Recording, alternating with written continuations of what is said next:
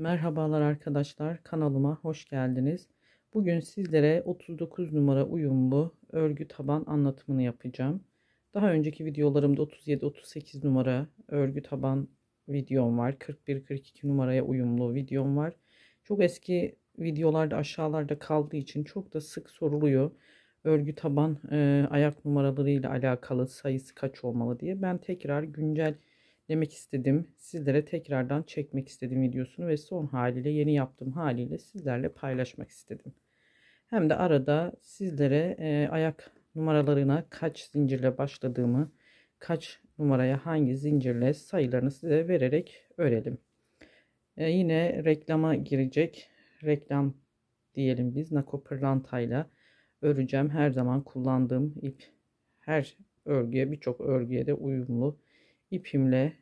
Zaten babetlerimi bu iple örüyorum ben sürekli.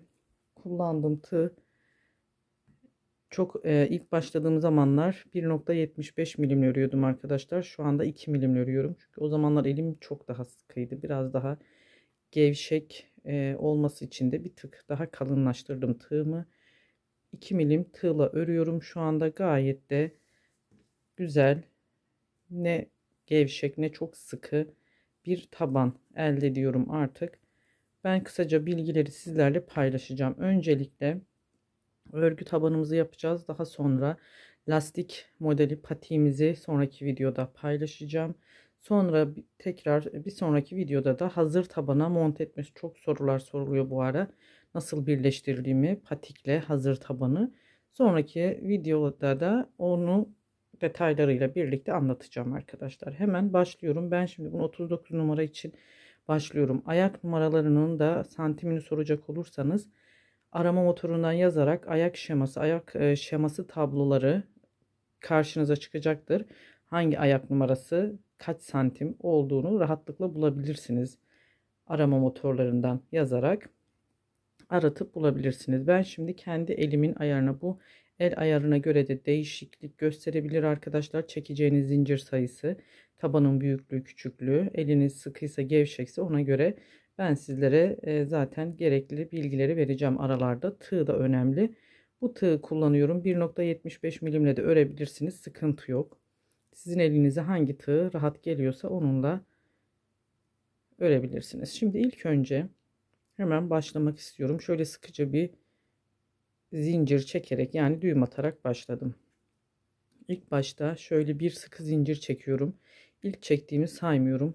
Bu sıkı zinciri çekeceğim zincir şu kısımlarına denk gelecek. Şu tam burunda ve topuktaki şu artırma yaptığım yerlere denk gelecek arkadaşlar. Buralarda gevşek çekersek çok boşluk olur. Çünkü bir zincir içerisinde 7 tane, topukta da 3 tane trabzanımız olacağı için bura böyle gevşek gözüküyor ve ortası boşluk bir görüntü oluşturuyor. Bu da hoş durmuyor. O yüzden ben bu ilk zinciri, yani buralara burunda ve topukta yapacağım bu zincirleri, artırma yapacağım zincirleri sık yapıyorum.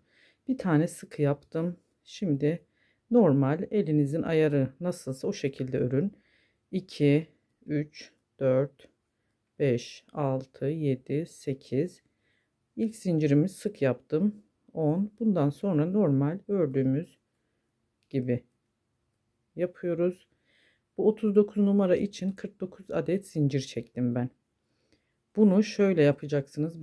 Benim çektiğim sayıları Instagram'dan takip edenler zaten, eğer kendi elini benim elime yakın bulanlar varsa, ben şimdi kendi başladığım sayılarla arkadaşlar sizlere vermek istiyorum. Genelde 39 numara için 49 zincirle başlıyorsam 40 numara için 2 zincir fazla çekiyorum. 41 ise 2 zincir, yani 39 numara 49 ise 40 numarayı ben 51 zincirle başlıyorum. 41 numarayı 52 ile, yani 1 veya 2 zincir oynuyor arkadaşlar. 42 numarayı 53 zincirle başlıyorum. 38 numarayı 47 zincirle, 36 numarayı 45 zincirle, bu şekilde 2 veya, yani genelde 2 zincir eksik veya fazla arttırarak numaralar arttıkça 2 zincir, eksildikçe de 2 zincir eksik başlayarak bu şekilde sayılarını ayarlıyorum ben örgü tabanda. Şimdi 39'a 49 zincirle 49 zincirimizi çekelim, sonrasında devam edeceğiz. 49 zincirimizi çektik.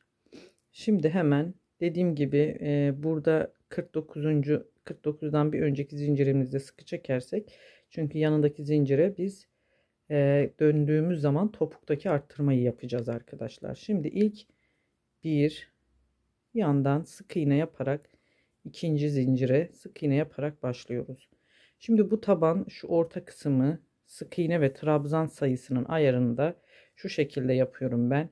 Sık iğne sayısını bu burundaki, yani şu trabzan sayısından 3 veya 4 ilmek daha fazla yapıyorum. Şimdi ben bunu ayarladığım zaman siz de göreceksiniz. 26 sık iğne yapacağım bu 49 zincirde 39 numara için. Diğer kalanını 22 tane de geriye kalıyor. 22 zincir kalanı da trabzan yapacağım. Yani 4 tane sık iğnem, 4 tane ilmeğe sık iğne yapmış oldum. Fazla olan taraf sık iğne tarafı oldu. Hemen 26 tane sık iğneyi yaparak devam edelim. Evet, 26 tane sık iğneyi yaptım arkadaşlar. Şöyle yakınlaştırıp daha net bir şekilde göstermek istiyorum. Şimdi buradan 26 sık iğne yaptım. Hemen yanındakine direkt trabzan yaparak devam ediyorum.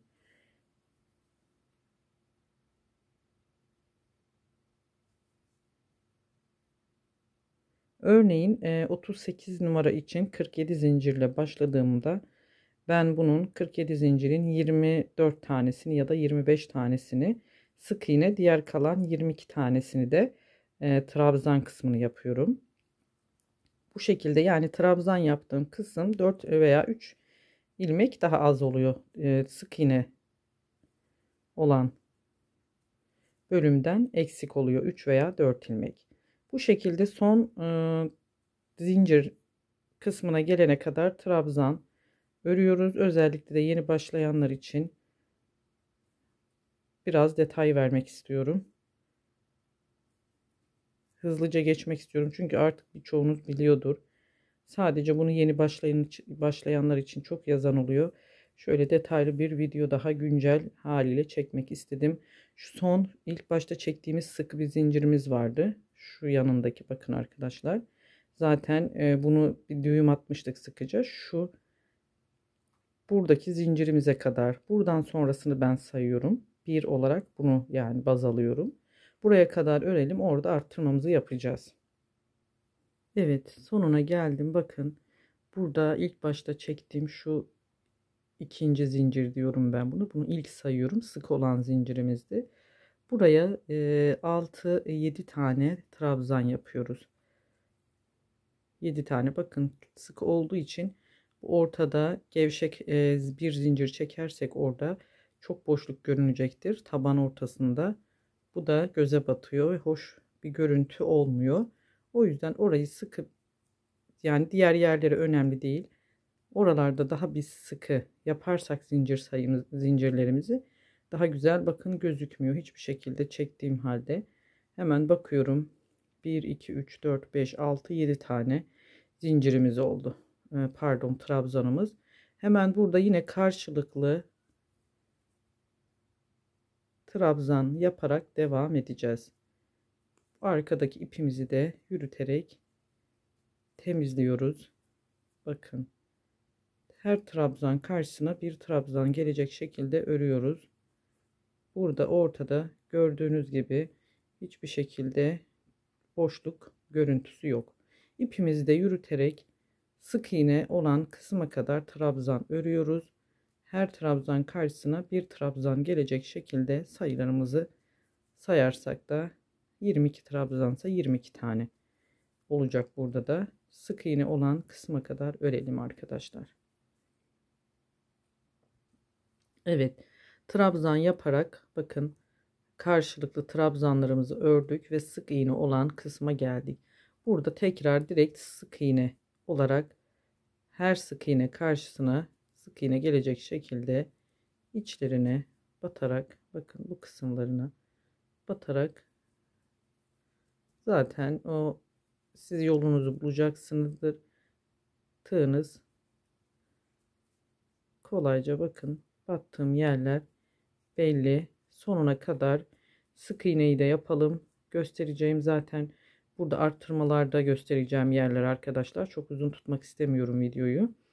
Bu son ilmeğe kadar sık iğne örelim. Orada tekrar devam edelim. Evet, sonuna kadar geldim. Bakın burada son ilmeği, yani başlarken bu ikinciye başladığım yere batıyorum. Battığım yere bir, aynı yere 2, şurada ipim birazcık bol kaldı. 1, 2 ve 3 tane aynı yere sık iğne yaptım arkadaşlar. Hemen burada ilk bir zincir ilk sık iğne yaptığım yer vardı ya arkadaşlar, dönüşte zincir üzerinde yandaki zincirden başlayıp sık iğne yaptığım yer. Orada ilk sık iğne yaptığım yerin tepesine birleştirdim. Bu şekilde burada 3 batarak arttırmamızı yaptık. Topuk kısmı oluyor. Hemen 2 zincir çekiyorum. Birleştirdiğim yere, aynı yere boşluğa trabzan yaparak devam ediyoruz. Buradan burun kısmında 7 arttırma yaptığımız yere gelene dek her trabzan içerisine trabzan yapıyoruz. Yani tepesine batarak ikili trabzan. Benim tavsiyem, çok elinizi sık tutmayın. Özellikle de bu 39 ve sonrası numaralarda, büyük numaralarda biraz sıkıntı oluyor arkadaşlar. Hani numarayı tabana, hazır tabana, özellikle örgüde sıkıntı olmaz ama hazır taban üzerine monte edilecekse bu örgü taban denk gelmesi çok önemli. Bu yüzden de eliniz çok sık kalırsa bu trabzanları örerken biraz uzatarak örünce daha böyle rahat bir görüntüsü, yani çok sık olursa böyle topluyor tabanımız, rahat rahat olacak. Şimdi ben bunun tabanla, hazır tabanla örgü tabanını da göstereceğim size. En sonda bitirdikten sonra üst üste koyup ne kadar bir boyu olması gerekiyor. Zaten söylediğimde anlayacaksınız siz arkadaşlar. Üst üste koyduğumda bir tık benim örgü tabanım fazla oluyor. Onu da size açıklayacağım neden fazla olması gerektiğini. Şimdi biz buraya kadar trabzan örerek gelelim. 7 arttırma yaptığımız ilk trabzana kadar örelim, devam edelim. Evet arkadaşlar, bakın bu şekilde sonuna kadar burada 1 2 3 4 5 6 7 tane battığımız son burun kısmına geldik. Şimdi ilk trabzana çift batıyorum. Yani bu 7 tane trabzanımızı biz 14'e çıkaracağız. Her trabzan üzerine çift trabzan yapacağız. 2 adet. 1 2, aynı yere 2 tane yapıyoruz. Bakın 1 2 yaptım. Yani 7 tane çift olacak burada, 7 çift trabzanımız. Burada çift yapıyoruz ve yine burun topuk kısmına kadar tekli trabzanlarımızı yaparak ilerliyoruz arkadaşlar. Artırmalarımız bu şekilde. Bu ikinci sıramız tabanda. Sadece 7 tane çift olacak. Burada başka bir işlem yok burun kısmında. Sayıyoruz hemen. 1 2 3 4 5 6 ve 7 çift battığım yer. Şimdi buradan sonrasını direkt yine tekli trabzan örerek sonuna kadar devam edelim. Topukta 3 tane battığımız yer vardı. Oraya kadar gelelim. 3 sık iğne yaptığımız yer, devam edelim. Evet arkadaşlar, bakın burada 3 tane battım topukta. Şu son ilmeği saymıyoruz. Zaten buna hiç bir işlem yapmayacağız birleştirmeden önceki. 1 2 3 tane batmıştım. Ben 3 tane değil de bu topukta bir tane daha fazla bırakıyorum. 4 tane ilmek çift batacağım burada. Pardon, trabzan yapıyorduk. Bir an sık iğne yaptığım için orada da sık iğneye aklım gitti. Şimdi 4 ilmek, yani ilk başta 3 tane battım ama ben artırmamı bir ilmek daha fazladan çift batıyorum. Burada da 4 tane çiftimiz olacak.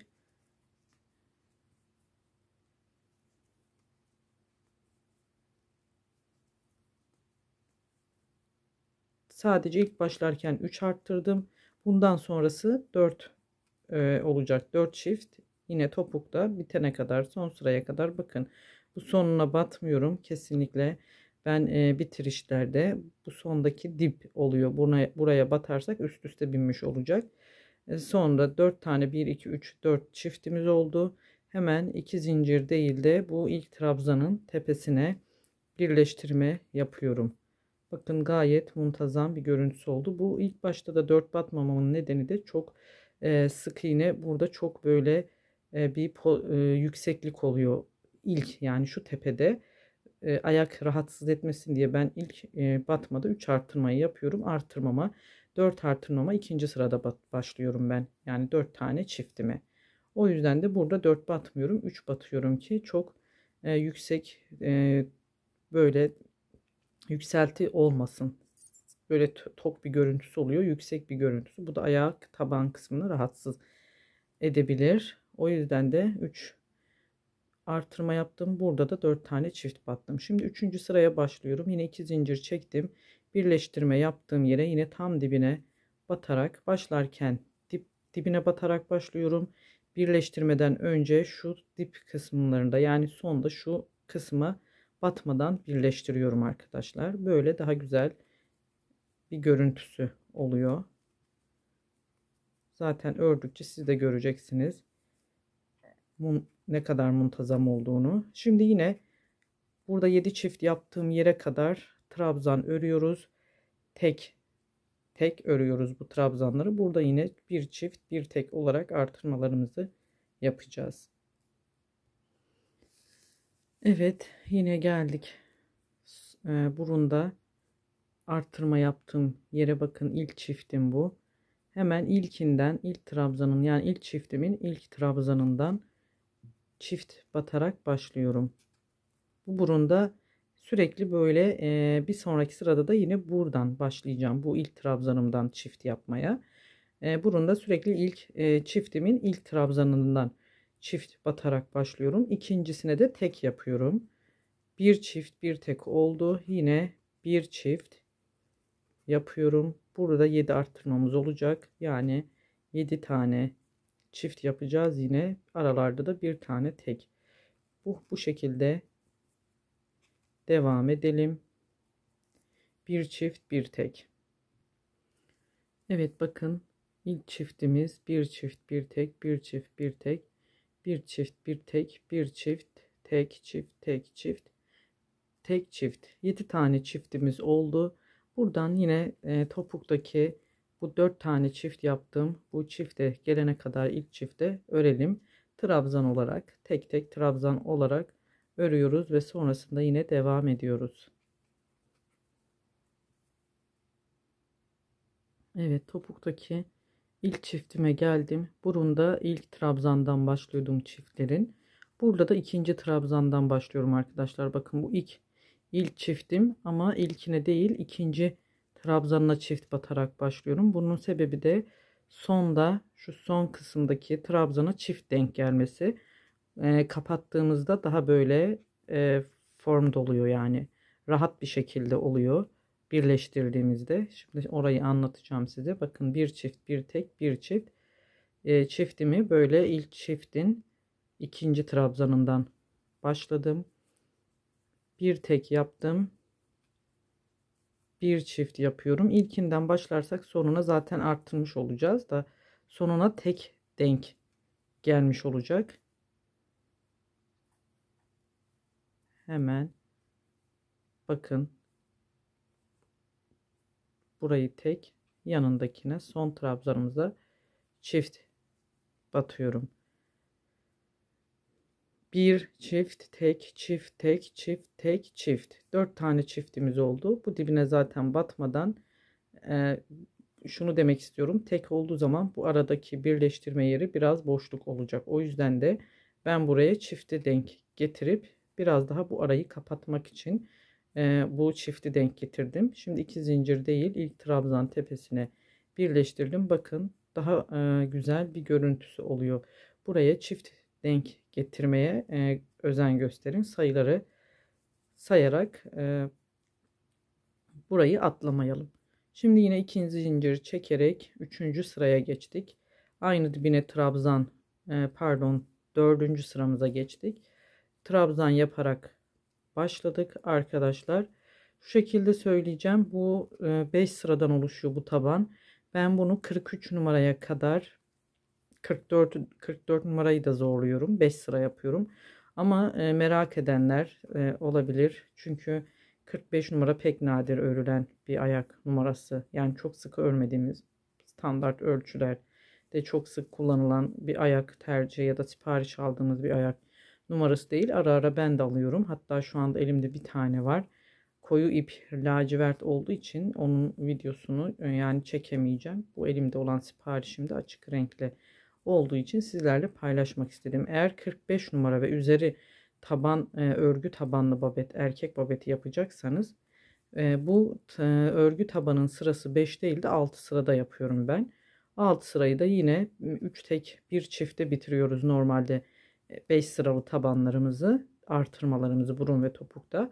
45, eğer eliniz çok sıkıysa 44 numarayı da aynı 6 sıra yapabilirsiniz. Son sırasında 4 tek bir çift olarak, yani sistem aynı. Arttırma sayılarımız sadece teklerimiz çoğalıyor. Çiftlerimiz yine 7 çift. Yine burunda da topukta da aynı şekilde ilerliyoruz. Bunu merak edenler olursa bazen yazanlar oluyor, Ayşe Hanım 45 numara çok büyük ve 5 sıra hani hazır tabana denk eklemek istediğinizde denk gelmiyor, 5 sırada çok küçük kalıyor.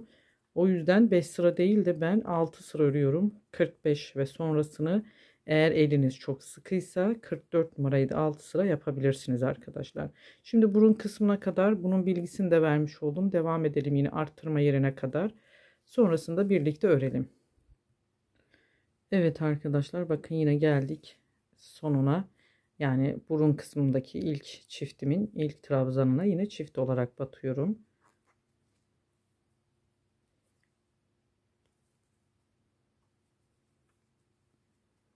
İlk çifti yaptım. Bir tek, burada da iki tek, bir çift olarak ilerleyeceğiz. Bakın, bir çift, iki tek,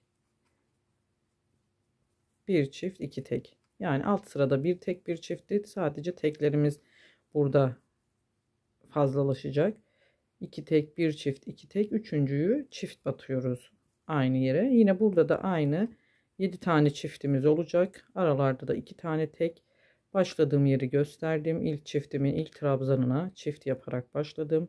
Bir iki tane tek, bir tane çift, iki tane tek, bir tane çift. Yine 7 tane çiftimiz olacak. Örelim çiftimizi, sayalım, sonrasında devam edelim. Evet, bakın şimdi çiftlerimizi sayalım. Bunu sayarak ilerlersek yanlış yapmayız arkadaşlar. Buna dikkat edelim. 1, 2, 3, 4, 5, 6, 7. Aralarda da 2 tane teklerimiz oluyor.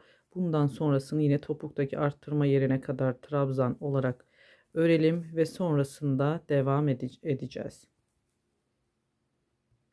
Evet arkadaşlar, yine topuğa geldik. Bakın ilk çiftimiz. İlkine değil, ikinci trabzanına çift yaparak burada başlıyorum. Sürekli bu tığ cızırdaması oluyor arkadaşlar, kusura bakmayın. Bu şekilde terliyor avuçlarım, o yüzden de oluyor.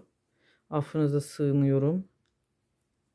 Ve ikincisine çift olarak battım. Yine aynı bir alt sırada nasıl yaptıysam burada da yine bir çift, iki tane tek olacak arkadaşlar. İki tek, bir çift. Yine sonuna çiftimiz denk gelecek. Hızlı örüyorum biraz, video çok uzun sürmesin diye. Üçüncü çiftimi ördüm.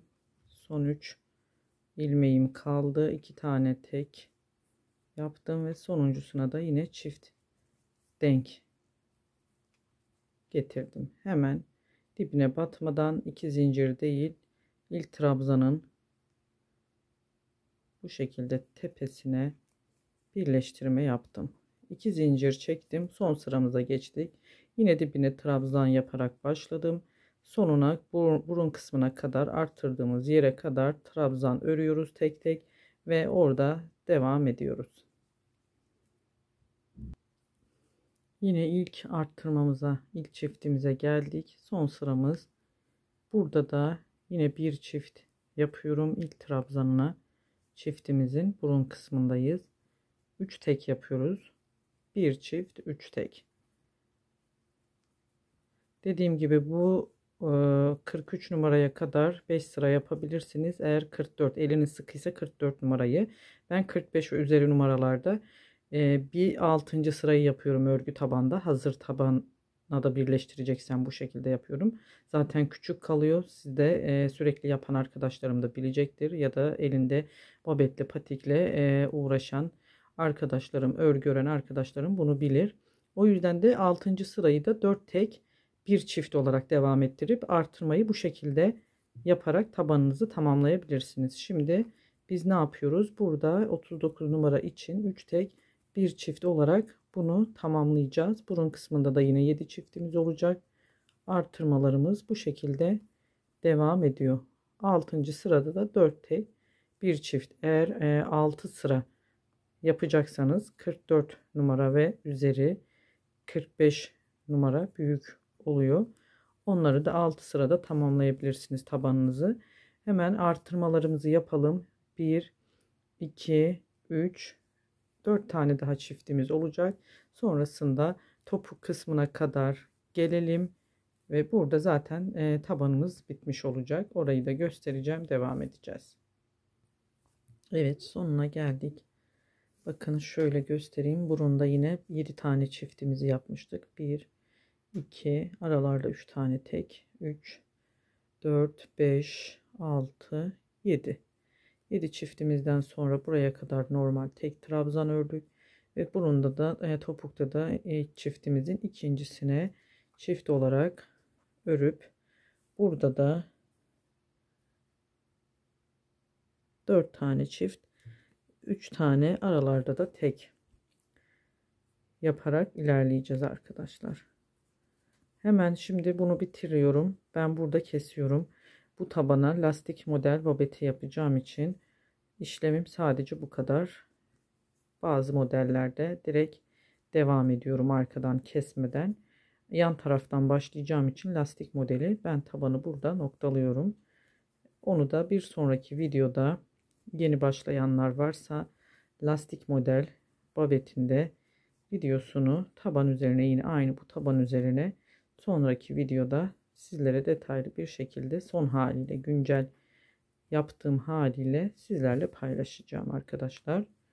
Şimdi bunu hazır taban üzerine koyacağım. Ben bir tık büyük olsun istiyorum ve öyle yapıyorum ben sürekli tabanlarımı. Hazır tabandan örgü tabanım bir tık daha büyük oluyor. Onun nedeni de şimdi sizlere göstereceğim ve anlatacağım. Hemen 4 tane çiftimi yaptım ve ilk trabzan tepesine birleştirmemi yapıp burada ipimi kesiyorum arkadaşlar. Zaten yan taraftan başlayacağım için lastik modeli olacağı için yandan başlayacağız. Hiç arkada topukta kısmında birleştirme kısmı gözükmeyecek. Şimdi 39 numara tabanımızı hazırladık. Hemen ben diğerini zaten önceden hazırlamıştım. Bakın aynı ölçülerde aynı boyda 2 tane tabanım örgü tabanım oldu. Bunun şimdi sizlere hazır tabanı kullandığım markayı zaten biliyorsunuz. 39 numara bir tabanlığım var. Marka ismini vermek istemiyorum. Instagram'dan takip edenler eğer oradan yazarsanız size zaten adres soranlara genelde yönlendiriyorum, etiketliyorum. Reklama giriyor arkadaşlar. Bu tabanda farklılıklar olabiliyor. Delik sayıları şurada taban tığlarken batacağımız delik sayıları bunda 43, 44 veya 45 oluyor maksimum.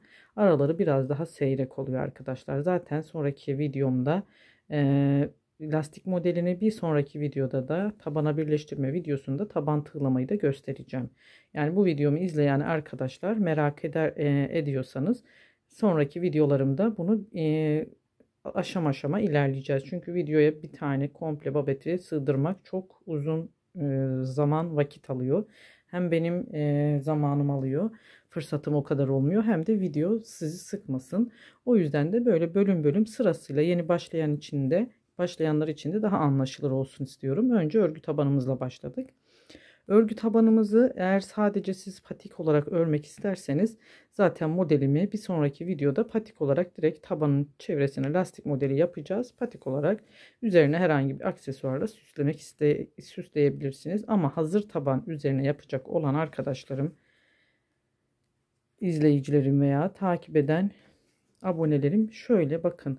Ben bütün numaralarda bu şekilde kenarlardan örgü tabanının görünüyor. Bunun nedeni de şu şekilde. Bilenler, bu işini sürekli yapanlar zaten bilir. Yeni başlayanlar için bunu açıklayacağım. Bu şekilde taban tığladığımız zaman arkadaşlar şu kenarları, şu kısımlarından birleştirme ilmeklerimiz olduğu için örgü tabanımı şu şekilde yatıyor. Yani topluyor kendini. Birleştirdiğimizde bu şekilde bu kenarları yukarıya doğru tabanımızla bütünleşip, yani deforme, böyle çok sıkı bir araya gelmiyor. Bunu çokça sık soranlar da var. Yeni başlayan özellikle arkadaşlarım. Ayşe Hanım, tabanım ekledim, küçük oldu, çok büzdü, çok bir araya geldi. Bunun nedeni de bundan kaynaklı. Çoğun, yani %80 %90 örgü tabanınız küçük ya da birebir tabanla aynı ölçüde yaptığınız için eklerken, monte ederken taban bu şekilde kendini küçülterek, yani bir araya toplanıyor. Arkası önü bu şekilde öne doğru, yani yukarıya doğru kıvrılıyor. Nedeni bu arkadaşlar. Eğer örgü tabanınızı bir tık daha fazla büyük tutarsanız, hazır tabandan, kullandığınız marka neyse ona göre siz ayarlayın. Çünkü farklı bir marka da var. Onun da delik sayıları bu markadan birkaç delik fazla. Tığlamada çok arada bir şey oynamıyor arkadaşlar. Onu soranlar da var. Onu da cevaplayayım hemen, hazır burada konusu açılmışken. Sadece o markadan da yaparsanız, yani hangi marka yaparsanız yapın, tabanınız hazır tabanınızdan büyük olmasına özen gösterin örgü tabanınızı. Monte ettiğinizde birebir tam ölçüler, yani tam olacaktır. Rahat bir şekilde babetiniz düz bir şekilde görünecektir. Bu kadar da arkadaşlar. Örgü tabanlarımızı hazırladık. Sonraki videoda inşallah ilk fırsatta lastik modelini anlatacağım. Son haliyle yaptım. Çünkü çok eskide videolarım var. Başladığımda, kanalımı yeni açtığımda 7 sene 8 sene öncesine ait. Onda daha farklı yapıyordum. Ördükçe biz de bir şeyler öğreniyoruz. Yani öğrenmek, herkes yani ustası değiliz. Herkes bildiğinin ustası. Yeni şeyler öğrendikçe de sizlerle güncel haliyle nasıl yaptığımın videosunu da sonraki videoda lastik babetinde ördüğüm modelin anlatımını yapacağım. Lastik modelini hazır taban üzerine sadece yapmak isterseniz onun videosu aşağıda videolarda bulabilirsiniz arkadaşlar. Direkt taban üzerine örgü taban kullanmadan tabanı tığlayıp üzerine olan video var. Ona çekmeye gerek yok. Sadece patik olarak öreceğiz ve hazır tabana monte etme için bir video çekeceğim sizlere. Beni sabırla dinlediğiniz için teşekkür ediyorum arkadaşlar. Kanalıma abone olmak ücretsiz.